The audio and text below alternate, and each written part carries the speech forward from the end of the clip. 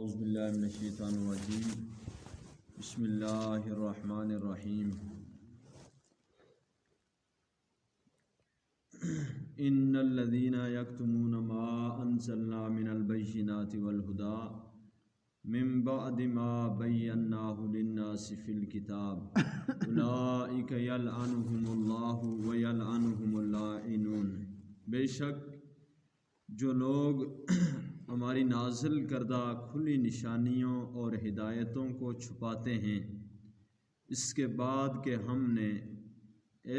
اسے لوگوں کے لیے اپنی کتاب میں واضح کر دیا، تو انہی لوگوں پر اللہ لعنت بھیجتا ہے، یعنی انہیں اپنی رحمت سے دور کرتا ہے، اور لعنت بھیجنے والے بھی اس پر لعنت بھیجتے ہیں۔ الا الذین تابوا واصلحوا وبینوا فاولئک اتوب علیہم وانا التواب الرحیم۔ مگر جو لوگ توبہ کر لیں اور اپنی اصلاح کر لیں اور حق کو ظاہر کر دیں تو میں بھی انہیں معاف فرما دوں گا، اور میں بڑا ہی توبہ قبول کرنے والا مہربان ہوں۔ ان الذین کفروا وماتوا وهم کفار اولئک علیہم لعنت اللہ والملائکۃ والناس اجمعین۔ بے شک جنہوں نے حق کو چھپا کر کفر کیا اور اس حال میں مرے کہ وہ کافر ہی تھے، ان پر اللہ کی اور فرشتوں کی اور سب لوگوں کی لعنت ہے، خالدین فیہا لا یخفف عنہم العذاب ولا هم ینظرون۔ وہ ہمیشہ اسی لعنت میں گرفتار رہیں گے، ان پر سے عذاب ہلکا نہیں کیا جائے گا اور نہ ہی انہیں مہلت دی جائے گی۔ وَإِلَٰهُكُمْ إِلَٰهٌ وَاحِدٌ لَا إِلَٰهَ إِلَّا هُوَ الرَّحْمَٰنُ الرَّحِيمُ۔ اور تمہارا معبود خدائے وحدہ لا شریک ہے، اس کے سوا کوئی معبود نہیں، وہ نہایت ہی مہربان بہت رحم فرمانے والا ہے۔ ان آیات بینات میں آپ نے شروع میں دیکھا کہ اللہ تعالیٰ نے فرمایا کہ جو کتمان حق کرتے ہیں، یعنی حق کو چھپاتے ہیں، اور اس حق کو چھپاتے ہیں جس کو اللہ نے اپنی کتاب میں نازل فرمایا، تو ایسے لوگوں کو اللہ تعالیٰ لعنت سے کا مطلب یہ ہوتا ہے کہ اللہ اپنی رحمت سے دور فرما دیتا ہے۔ تو اسی لیے ہمیشہ یاد رکھیں کہ کسی بھی مسلمان کو لعنتی نہیں کہنا چاہیے، کہ لعنتی سے مراد یہ ہوتی ہے کہ یہ اللہ کی رحمت سے دور ہے، اور کوئی کلمہ گو انسان کبھی بھی اللہ کی رحمت سے دور نہیں ہو سکتا۔ جس کی زبان پہ لا الہ الا اللہ محمد الرسول اللہ ہے، تو یہ تو عام بات ہے، عام محاورے میں کافی سارے لوگ کہتے ہیں جی فلانے کو چھوڑو وہ تو ہے ہی لعنتی ہے، نعوذ باللہ۔ اور خاص کر کے آج کل یہ جو نیٹ کا دور ہے، تو بعض لوگ کوئی پوسٹیں فیس بک پہ لگا دیتے ہیں، تو نیچے کمنٹس کرنے والے اس کے متعلق کچھ لکھنا، کمنٹس کا مطلب یہ ہے کہ اپنی رائے کا اظہار کرنا کہ آپ اس تصویر کے متعلق، اس ویڈیو کے متعلق کیا کہتے ہیں، تو نیچے لوگ لکھتے رہتے ہیں لعنتی لعنتی لعنتی۔ حالانکہ یہ ایسا جملہ ہے، اگر وہ اس جملے کا مستحق نہ ہوا جس کے لیے یہ جملہ لکھا گیا ہے، تو وہ جملہ لوٹ کر اسی شخص کی جانب آ جاتا ہے جس نے اس جملے کو لکھا ہے۔ تو اس لیے اس چیز سے بہت زیادہ محتاط رہنا چاہیے، اور کوئی لفظ کہہ دیں تو یہ لفظ نہیں کہنا کبھی بھول کے بھی، کہ اللہ کی رحمت سے دور صرف کافر ہوتا ہے۔ اور یہاں پہ جن لوگوں کو اللہ نے اپنی رحمت سے محروم فرمایا وہ ایک خاص طبقہ ہے، اور وہ اہل علم کا طبقہ ہے، یعنی جنہیں اللہ نے کتاب کا علم عطا فرمایا، تو اس میں علماء یہود بھی ہیں، اور حضرات مفسرین فرماتے ہیں کہ اس سے صرف علماء یہود مراد نہیں، بلکہ آج کے دور میں بھی اگر کوئی عالم دین جس سے اللہ نے علم دیا ہے اور وہ حق کو چھپاتا ہے، تو وہ شخص اس وعید میں داخل ہے، اس جو یہ بات یہاں کی گئی ہے اس میں داخل ہوگا کہ اگر وہ پیچھے، چونکہ نبی پاک صلی اللہ علیہ وسلم کے اوصاف بیان ہوئے ہیں اور قبلے کا پھر جانا بیان ہوا ہے کہ قبلہ اب تبدیل ہو گیا ہے، تو اس چیز کو یہودی علماء نے چھپایا، تو اللہ نے فرمایا جب یہ چیزیں واضح طور پہ تمہاری کتاب میں نازل کر دی گئی ہیں تو تم اس سے کیوں چھپاتے ہو، اور جو چھپاتا ہے وہ لعنتی ہے۔ تو اس میں ایک اور چیز بھی ہے قابل غور ہے، وہ اس طرح ہے کہ جس طرح اللہ تعالیٰ کسی چیز کا انعام زیادہ عطا فرماتا ہے تو اگر اس کا ناجائز فائدہ اٹھایا جائے اور اس منصب پہ فائز ہو کے اگر غلطی کی جائے تو پھر سزا بھی زیادہ ہوگی۔ جس طرح ایک عالم ہے تو عالم کی فضیلت کو سرکار دو جہاں صلی اللہ علیہ وسلم نے بیان فرمایا، قرآن پاک کی کئی آیات میں ہے کہ اوت العلم درجات، اہل علم کے مقام کو اللہ نے بڑھا دیا ہے، انما یخشی اللہ من عباد العلماء۔ اس طرح کی کافی ساری آیات ہیں جو علماء کی عظمت کو ظاہر کرتی ہیں، تو اتنے عظیم مقام پہ فائز ہو کے، بلکہ ایک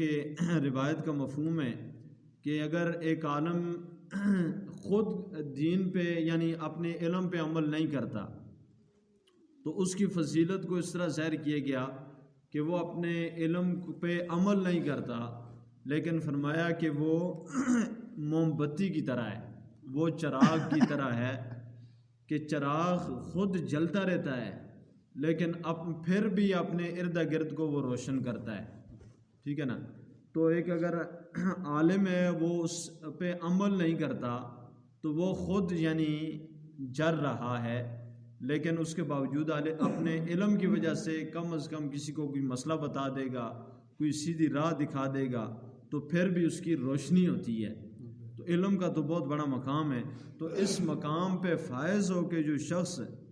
اگر اتنی بڑی ناانصافی کرے کہ سرکار دو جہاں صلی اللہ علیہ وسلم کے اوصاف کو،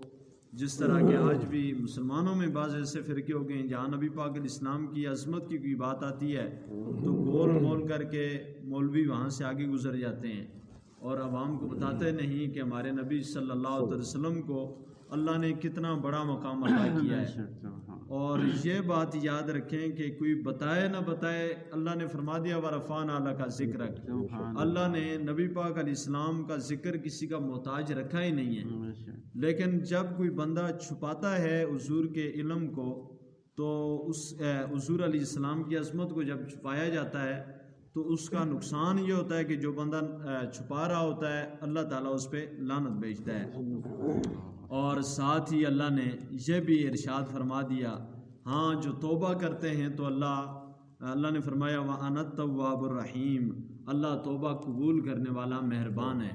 اللہ تعالیٰ کس طرح توبہ قبول فرماتا ہے، آپ حیران ہوں گے کہ حضرت موسیٰ علیہ السلام کے دور میں ایک شخص تھا، ایک واقعہ تو آپ سنتے رہتے ہیں لیکن یہ ایک علیحدہ واقعہ ہے، بہت کم لوگوں کو معلوم ہوتا ہے کہ حضرت موسیٰ علیہ السلام کے دور میں ایک شخص نے اتنے گناہ کیے کہ لوگ اس سے تنگ آ گئے۔ تو اس دور میں یہ تو نبی پاک علیہ السلام کی امت ہے، نبی پاک علیہ السلام کی دعاؤں کا صدقہ ہے کہ عذاب نہیں آتا، تو اس دور میں اس طرح ہوتا تھا کہ اگر کوئی گناہوں سے دوسرے کو نہ روکے تو سارے ہی لپیٹ میں آ جایا کرتے تھے۔ تو لوگوں نے، پورے علاقے والوں نے مل کے اس کے گناہوں سے تنگ آ کے انہوں نے کہا کہیں اللہ کا عذاب ہم سب پہ نہ آ جائے اور ہم ذلیل و رسوا نہ ہو جائیں، ہم اس سے یہاں سے نکالتے ہیں۔ تو اس سے محلے کی محفلوں سے کم از کم اس کو محدود کر دیا گیا۔ وہ کسی کی مجلس میں کسی راستے پہ چل رہا ہوتا، لوگ راستہ تبدیل کر لیتے، کوئی اس سے دعا سلام نہ کرتا کہ کہیں اس کی وجہ سے مجھ پہ پکڑ نہ آ جائے اللہ کے خوف کی وجہ سے۔ تو اتنا بڑا گناہ گار شخص، اور پھر آخر اس کے گھر والے تنگ آئے، اس کی ماں اور اس کا باپ بھی اس پہ تنگ آ گئے، اتنی عظیم ہستیاں، انہوں نے اس سے گھر سے نکالا اس کے گناہوں کی وجہ سے، گھر سے بھی نکل گیا، علاقے سے نکل گیا، تو اس نے شہر میں کہتے ہیں کہ وہ رینٹ پہ رہنے لگا، کرائے پہ رہنے لگا۔ تو جب شہر میں اس کی بے باکیاں جب بڑھیں تو اہل شہر نے مل کے اس کو پورے یعنی اس شہر ہی سے ضلع بدر جس کو کہتے ہیں ضلع سے نکال دیا گیا۔ اب اس کی وہ جو ہے وہ ذیلی طور پہ وہ مجرم نہیں رہا تھا، بلکہ وہ ایک بین الملکی پورے ملک میں مشہور ہو گیا کہ یہ بندہ اتنا بڑا گناہ گار ہے کہ دنیا کا ہر فتنہ یہ کرتا ہے، تو ہر گناہ اس میں موجود ہے۔ اس وقت کی حکومت نے اس کو ملک بدر کر دیا اور وہاں سے نکلنے پہ مجبور کر دیا، تو وہ نکلا اور اس نے سوچا کہ اب میرا انسانوں میں رہنا تو محال ہو گیا ہے، تو اس نے جنگل کی راہ لی، جنگل میں جا کے وہ اپنی زندگی بسر کرنے لگا۔ اور آخر انسان ہے، انسان پہ جب بیماری آتی ہے، انسان نے ایک دن یہاں سے کوچ کر جانا، یہ تو مسافر ہے، تو وہ بیمار ہوا۔ بیمار ہونے کے بعد اس کا آخری وقت آ گیا۔ حدیث پاک میں آتا ہے جب اس کا آخری وقت آیا تو اتنا بڑا مجرم ہے جو دنیا سے جا رہا ہے، آپ اس کا اندازہ لگا سکتے ہیں کہ اس کی آخرت میں کیا سزا ہوگی، کیا معاملہ ہوگا۔ لیکن اللہ تعالیٰ توبہ قبول کرنے والا کس انداز میں ہے کہ اس شخص نے آخری جب مرنے لگا تو اب انسان تھا، انسان ہونے کے ناطے اس کے گھر والوں کی یاد اسے آئی، ماں باپ کی یاد نے ستایا، بہن بھائیوں کی یاد نے ستایا کہ کاش کہ آج وہ اس مشکل وقت میں میرے پاس ہوتے تو مجھ پہ رحم کیا جاتا، میری کوئی دیکھ بھال کی جاتی۔ تو اس کیفیت میں اس نے جب دیکھا کہ اسے کوئی سہارا نہیں مل رہا تو اس نے اللہ تعالیٰ کی بارگاہ میں التجا کی کہ یا اللہ میں دعا کرنے کے قابل نہیں ہوں، لیکن ایک بات میں نے کرنی ہے تجھ سے، یا اللہ اگر مجھے معاف کر دینے سے تیری رحمت میں اور تیری خدائی میں کمی آتی ہے تو یا اللہ پھر میرا کوئی سوال نہیں ہے، اور دوسری بات یہ ہے کہ اگر مجھے سزا دینے سے تیری خدائی میں اضافہ ہوتا ہے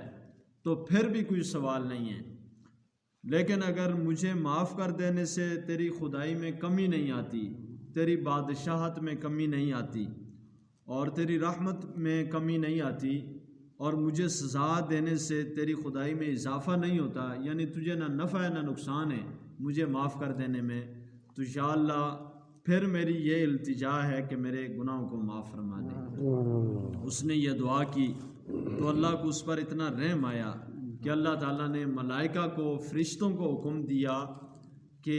اس کی ماں باپ کی صورت اختیار کر کے اس کے پاس جاؤ، اس کا آخری وقت ہے۔ وہ ماں باپ کی صورت میں، بہن بھائیوں، دوستوں، یاروں کی صورت میں کافی سارے فرشتے اس کے پاس آئے اور ان فرشتوں نے اس کا دل بہلایا تو وہ سمجھا کہ میرے ورثاء آ گئے ہیں۔ اب اس خوشی کے عالم میں وہ دنیا سے جا رہا ہے۔ وہ فوت ہوا تو ادھر حضرت کلیم اللہ علیہ السلام کو اللہ نے فرمایا کہ جنگل میں فلاں مقام پہ میرے ولی کی لاش پڑی ہوئی ہے، اس کے کفن دفن کا انتظام کرو اور لوگوں میں یہ اعلان کر دو کہ جو شخص بھی اس کی نماز جنازہ پڑھے گا میں اللہ تعالیٰ اس بندے کی بھی مغفرت فرما دوں گا۔ لوگوں نے سمجھا کہ بہت عظیم ہستی ہے کوئی، جنگل میں رہ کے ساری زندگی اللہ کو یاد کیا ہے تو اب رخصت ہوا ہے، تو اللہ تعالیٰ نے یہ اعلان کیا۔ حضرت موسیٰ علیہ السلام اپنی قوم کے لوگوں کو لے کے جب وہاں پہ گئے، تشریف لے گئے، تو لوگ پہچان گئے کہ یہ تو وہی بندہ ہے۔ تو خیر اللہ کا حکم تھا، جنازہ پڑھا گیا تو اللہ تعالیٰ نے کی بارگاہ میں حضرت موسیٰ علیہ السلام نے عرض کی کہ مولا اس میں راز کیا ہے کہ اس کو تو نے جس شخص کو ماں باپ نے بھی نکال دیا اس کو تو نے اپنا ولی بنا لیا۔ تو اللہ تعالیٰ نے فرمایا موسیٰ اس نے جن الفاظ کے ساتھ میری بارگاہ میں توبہ کیا اور مجھ سے مغفرت طلب کی ہے، اگر یہ ان الفاظ کے ساتھ اپنا تو کیا پوری انسانیت کے لیے اگر یہ معافی مانگ لیتا تو میں سب کو معاف فرما دیتا۔ الفاظ آپ نے سن لیے ہیں کہ الفاظ یہی تھے کہ اس نے دل سے یہ نکالا کہ اگر مجھے معاف کر دینے سے تیری خدائی میں کمی آتی ہے تو پھر بھی کوئی سوال نہیں ہے، اگر معاف کر دینے سے، اگر سزا دینے سے تیری خدائی میں اضافہ ہوتا ہے تو پھر بھی سوال نہیں ہے، لیکن اگر معاف کر دینے سے اضافہ نہیں ہوتا، کمی نہیں آتی اور سزا دینے سے اضافہ نہیں ہوتا تو پھر یا اللہ مجھے معاف فرما دے۔ سبحان اللہ۔ تو اللہ نے فرمایا وَأَنَا التَّوَّابُ الرَّحِيمُ۔ آپ قرآن پاک کی جس آیت میں بھی اس کفار کے متعلق یا جہنم کے متعلق جو آیات ہیں پڑھیں گے تو ساتھ اللہ کی رحمت کا ذکر ضرور ہے. اللہ تعالیٰ اپنی رحمت کی طرف متوجہ کرتا ہے کہ انسان تو کدھر جا رہا ہے، تجھے تو میں نے اپنے لیے پیدا کیا تھا. تو اگلی آیات میں اسی کے متعلق آپ نے ترجمہ سماعت فرما لیا ہے. آخری آیت میں یہ فرمایا گیا کہ تمہارا معبود خدائے وحدہ لا شریک ہے. تو لا الہ الا، اس کے سوا کوئی معبود نہیں ہے. اب لا الہ الا هو الرحمن الرحیم، یہ کلمہ طیبہ جس طرح ہو گیا لا الہ الا اللہ محمد الرسول اللہ، تو اللہ کی وحدانیت کی گواہی انسان دل سے دے اور زبان سے اس کا اقرار کرے. تو سرکار دو جہاں صلی اللہ علیہ وسلم نے ارشاد فرمایا کہ جس کا آخری کلام لا الہ الا اللہ ہوگا، اللہ تعالیٰ اس پر جہنم کو حرام فرما دیتا ہے. یعنی اس نے زندگی جیسی بھی گزاری ہوگی، بوقت وصال مرتے ہوئے اس نے اگر زبان سے لا الہ الا اللہ محمد الرسول اللہ پڑھ لیا تو وہ بندہ بلا حساب و کتاب جنت میں جائے گا. اور اس کی فضیلت کو بیان کیا جاتا ہے کہ جب بندہ لا الہ الا اللہ کہتا ہے تو اللہ تعالیٰ کے عرش اولا کے سامنے ایک نور کا ستون ہے، وہ ہلنے لگتا ہے. وہ ستون جو نور کا تھا اس پہ کپ کپی تاری ہوتی ہے اور اللہ کا عرش ہلتا ہے، کانپتا ہے. تو اللہ تعالیٰ فرماتا ہے کہ اے عرش تو کانپ کیوں رہا ہے؟ اور وہ ستون اس سے فرماتا ہے کیوں کانپتا ہے، ساکن ہو جا. تو وہ عرض کرتا ہے پروردگار عالم، فلاں بندے نے تیری وحدانیت کی گواہی دی ہے اور لا الہ الا اللہ محمد رسول اللہ پڑھا ہے، تو یا اللہ جب تک اس کی مغفرت نہیں ہو جاتی مجھ پہ سکون طاری نہیں ہو جاتا. تو اللہ تعالیٰ فرماتا ہے کہ تو ساکن ہو جا،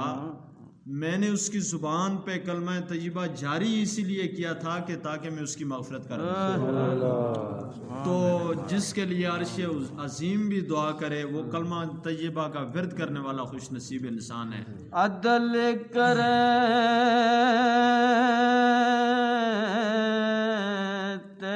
تھر تھر کمر اونچیاں شان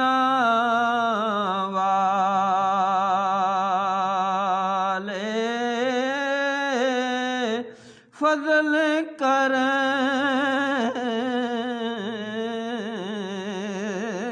تاں بخش جاون میں ورگے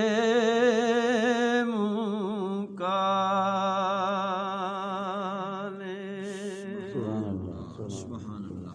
تو یہ اللہ تعالیٰ کے فضل پہ ہی منحصر ہے. میاں صاحب نے یہی کہا ہے کہ عدل کریں. جب عدل کی بات آتی ہے تو انبیاء بھی زار و کتار روتے ہوئے آپ کو نظر آئیں گے، اور جب فضل کی بات آتی ہے تو سرکار دو جہاں رحمت عالمیہ صلی اللہ علیہ وسلم کے چچا حضرت سیدنا امیر حمزہ رضی اللہ تعالیٰ عنہ کو شہید کرنے والا شخص اور سرکار دو جہاں صلی اللہ علیہ وسلم کو اتنا صدمہ پہنچا کہ نبی پاک علیہ السلام نے فرمایا کہ میرے چچا پہ رونے والا کوئی نہیں ہے. اتنا صدمہ، آپ کے کلیجے کو چبایا گیا، آپ کی لاش کا مسئلہ کر دیا گیا، اور حضور نے فرمایا کہ سید الشہداء، قیامت تک آنے والے جتنے بھی شہداء ہیں ان کا سردار میرے چاچا امیر حمزہ ہیں. آپ صلی اللہ علیہ وسلم تمام عمر حضرت امیر حمزہ رضی اللہ تعالیٰ عنہ کو یاد کر کے آپ آنسو بہاتے. تو ان کو شہید کرنے والا شخص جو تھا ایک غلام تھا، لیکن وہ بھاگتے ہوئے اس نے نبی پاک علیہ السلام کو، اس نے دیکھا کہ اب مجھے پناہ نہیں مل رہی تو حضور کی بارگاہ میں پیغام بھیجا. تو یہ تو رحمت کائنات صلی اللہ علیہ وسلم کی بارگاہ ہے.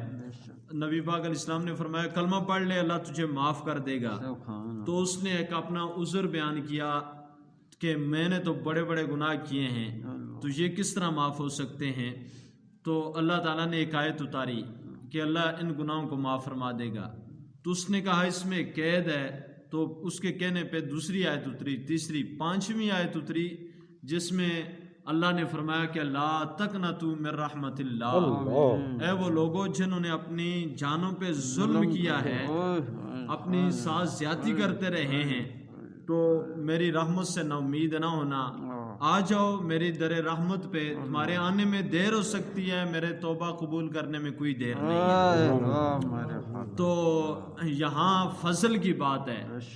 یہاں فضل کی بات ہے، آتا ہے کلمہ پڑھتا ہے صحابی رسول بن جاتا ہے۔ اور جب عدل کی بات آتی ہے تو اولیاء بھی کانپتے ہوئے آپ کو نظر آئیں گے کہ یا اللہ ہمارا خاتمہ ایمان پہ کرنا۔ تو یہ سب اللہ کے فضل اور عدل کی بات ہے، اللہ ہم سب کو اپنا فضل نصیب فرمائے۔ حضرت اچھا، یہ کلمہ طیبہ کے متعلق بات ہو رہی تھی، تو شیخ محی الدین ابن عربی رحمۃ اللہ تعالی علیہ بہت عظیم انسان گزرے ہیں۔ شیخ فرماتے ہیں کہ مجھے سرکار دو جہاں صلی اللہ علیہ وسلم کی، یہ ہم جو کلمہ یہ لکھی ختم پڑھا جاتا ہے نا، تو اس کے متعلق ہے یہ بات، مجھے سرکار دو جہاں صلی اللہ علیہ وسلم کی یہ حدیث پاک پہنچی ہے کہ جس شخص نے 70,000 مرتبہ لا الہ الا اللہ پڑھا اس کی مغفرت کر دی جائے گی۔ سبحان اللہ۔ تو چاہے وہ مرنے والا شخص مر گیا تو اس کے لیے بندہ 70,000 مرتبہ سارے مل کے پڑھیں، اس کو ختم انبیاء کہتے ہیں، ٹھیک ہے نا، سارے مل کے پڑھیں تو پھر بھی اس کو یہ اجر ملے گا۔ اور چاہے کوئی بندہ اکیلے میں اپنا یہ وظیفہ کر کے اپنے لیے پاس محفوظ کر لے تو پھر بھی اس کو یہ انعام ملے گا۔ تو شیخ محی الدین ابن عربی فرماتے ہیں کہ اس حدیث پاک کی صحت، یعنی اس حدیث پاک کی سچائی مجھے ایک واقعے میں ملی۔ فرماتے ہیں کہ میں ایک دعوت میں تھا تو دسترخوان پہ کافی سارے لوگ موجود تھے، تو وہاں پہ ایک نوجوان لڑکا تھا، اس کے بارے میں مشہور تھا کہ یہ لڑکا بڑا اللہ کا ولی ہے اور بہت کشف والا ہے، کہ یہ آسمانوں کے واقعات دیکھ لیتا ہے، یہ جنت کے واقعات بھی دیکھ لیتا ہے، اتنا بڑا اللہ کا ولی ہے۔ تو شیخ محی الدین ابن عربی رحمۃ اللہ تعالی علیہ آپ بہت عظیم انسان ہیں، بہت عظیم ہستی ہیں۔ آپ فرماتے ہیں کہ میں نے وہاں پہ ایک بڑا عجیب واقعہ دیکھا۔ واقعہ اس طرح ہوا کہ وہ نوجوان کھانا کھاتے کھاتے وہ زور زور سے رونے لگا، ملنگ ٹائپ تھا، ٹھیک ہے نا، رونے لگا اور اس کے چہرے کا رنگ متغیر ہو گیا۔ تو میں نے کہا نوجوان تجھے کیا ہوا؟ اس نے کہا کہ میری والدہ فوت ہو گئی ہے اور میں اس سے دیکھ رہا ہوں کہ وہ جہنم میں جل رہی ہے، وہ عذاب میں گرفتار ہے۔ تو شیخ فرماتے ہیں کہ میں نے سرکار دو جہاں صلی اللہ علیہ وسلم کی حدیث پاک کے تحت اس حدیث پہ عمل کرتے ہوئے اپنے لیے 70,000 مرتبہ کلمہ طیبہ لا الہ الا اللہ پڑھا ہوا تھا۔ تو میں نے ایسا کیا کہ دل ہی دل میں، اور کسی کو پتہ نہیں تھا کہ میں نے پڑھا ہے اللہ کے بغیر، تو دل ہی دل میں نے نیت کی کہ یا اللہ میں اس کا وہ جو میں نے پڑھا ہے اس کی ماں کو ایصال ثواب کرتا ہوں۔ تو دل میں جب میں نے ایصال ثواب کیا تو وہ نوجوان ایک دم اچھلا اور ہنسا، چونکہ ملنگ ٹائپ تھا اللہ کا ولی، ٹھیک ہے، کشف والا تھا، تو ہنسا، زور زور سے ہنسنے لگا۔ میں نے کہا بھئی اب بتا کیوں ہنس رہا ہے؟ تو کہنے لگا کہ میں اپنی ماں کو اب جنت میں دیکھ رہا ہوں، اب میں دیکھ رہا ہوں کہ میری ماں جنت میں ہے۔ تو شیخ محی الدین ابن عربی رحمۃ اللہ تعالی علیہ آپ فرماتے ہیں کہ وہاں سے مجھے 2 سبق ملے۔ ایک تو مجھے یہ پتہ چلا کہ اس نوجوان کا کشف بڑا زبردست ہے، کہ یہ جو دیکھتا ہے وہ صحیح دیکھتا ہے، اور دوسرا مجھے یہ پتہ چلا کہ یہ جو نبی پاک علیہ السلام نے حدیث پاک میں فرمایا کہ جو بندہ 70,000 مرتبہ لا الہ الا اللہ پڑھتا ہے اللہ اس کی مغفرت فرما دیتا ہے۔ اس حدیث پاک کی صحت کا مجھے پتہ چل گیا کہ یہ واقعی نبی پاک صلی اللہ علیہ وسلم کا فرمان ہے۔ سبحان اللہ۔ تو اس سے ہمیں یہ سبق ملتا ہے کہ ہم بھی کوشش کر کے اپنی زندگی میں 70,000 مرتبہ کوئی بہت بڑی چیز نہیں ہے، جب بندہ شروع ہوتا ہے تو اللہ اس میں برکت عطا فرماتا ہے اور پتہ ہی نہیں چلتا پورا ہو جاتا ہے۔ اور اگر چارے کے ساتھ کوئی بندہ ہمارے جس طرح عزیز و اقربا میں سے کوئی دنیا سے رخصت ہو جائے تو اس کے لیے اگر یہ پڑھ لیا جائے تو یہ بہت بڑی سعادت کی بات ہے، 70,000 مرتبہ لا الہ الا اللہ محمد رسول اللہ۔ تو اللہ تعالیٰ مجھے اور آپ کو آخری ہمارا کلام نبی پاک صلی اللہ علیہ وسلم کے صدقے میں ہمیں آخری وقت میں کلمہ طیبہ ہی نصیب فرمائے، آمین بجاہ نبی الامین صلی اللہ علیہ وسلم، آمین۔